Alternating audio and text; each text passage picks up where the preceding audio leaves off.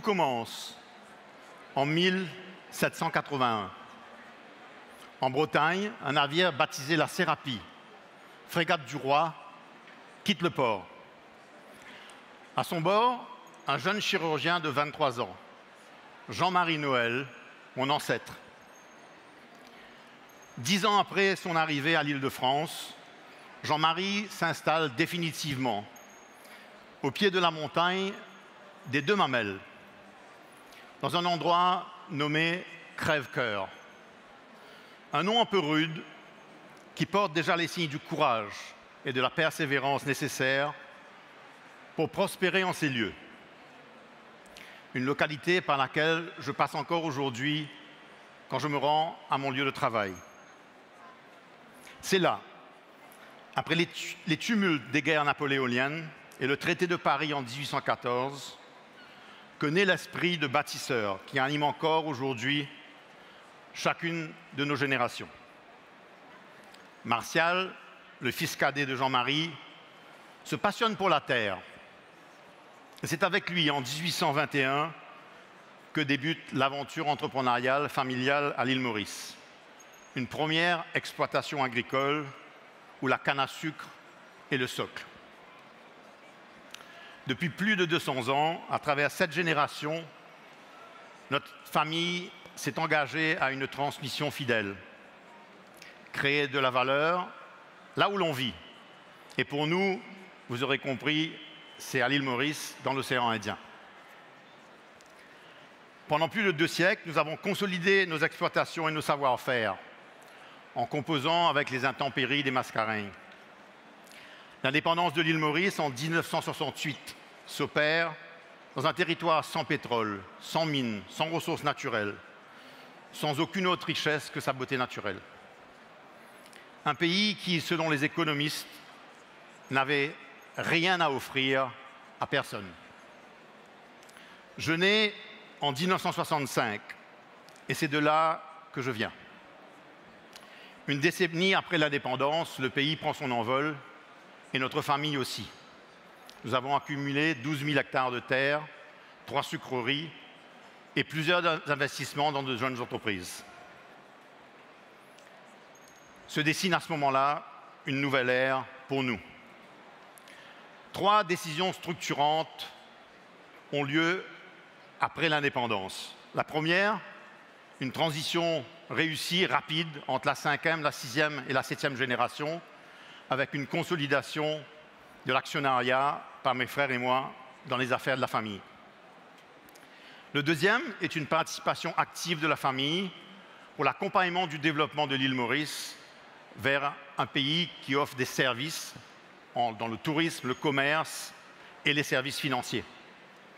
La troisième, c'est d'arrêter d'accompagner le gouvernement et le pays pour créer de l'île Maurice et faire de l'île Maurice une plaque tournante pour canaliser les investissements en Inde et en Afrique.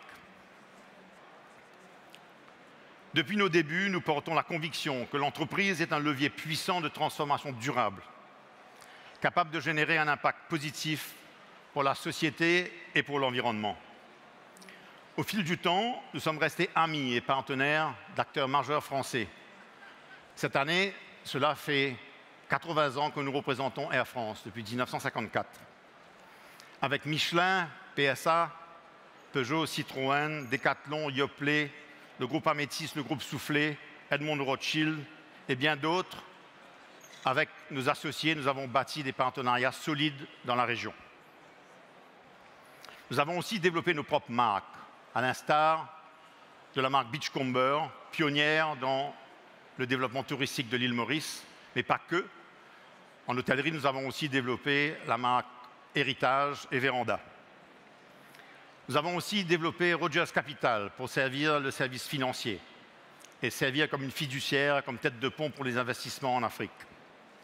Vélogique pour la logistique, Ascensia pour l'immobilier, Villa Valriche dans la construction et la vente de villas aux étrangers, et bien d'autres encore.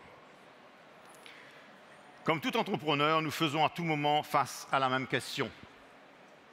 Voulons-nous vivre de nos rentes héritées ou par l'action continuer à avancer vers un avenir et innover, créer. Chez nous, la réponse est restée claire. Innover, créer, avancer, oser. Aujourd'hui encore, nous innovons. Cette semaine juste, nous terminons de planter 5000 pieds de vigne sur 1 hectare avec le viticulteur de Ronon, Étienne de Montilly.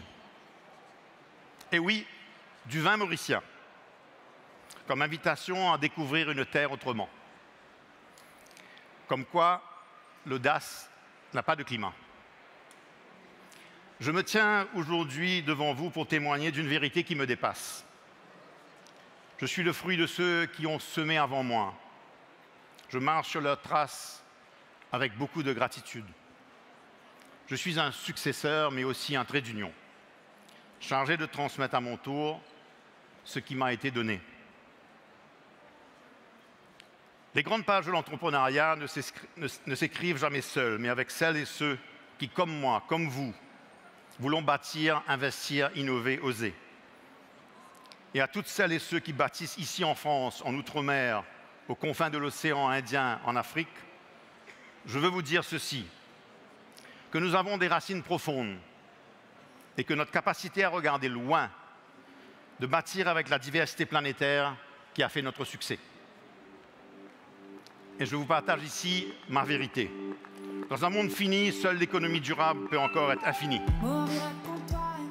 L'étoile est la clé de la mer des Indes, l'île Maurice, terre de diversité et de tolérance. Tournée vers l'avenir, elle ouvre des opportunités nouvelles, d'un développement durable et partagé. Je suis un architecte d'opportunités, passionné par notre île et par notre monde pluriculturel. Je m'abreuve des différences, la diversité est mon moteur. Merci. L'océan diversité, elle met avec basis pour lisier.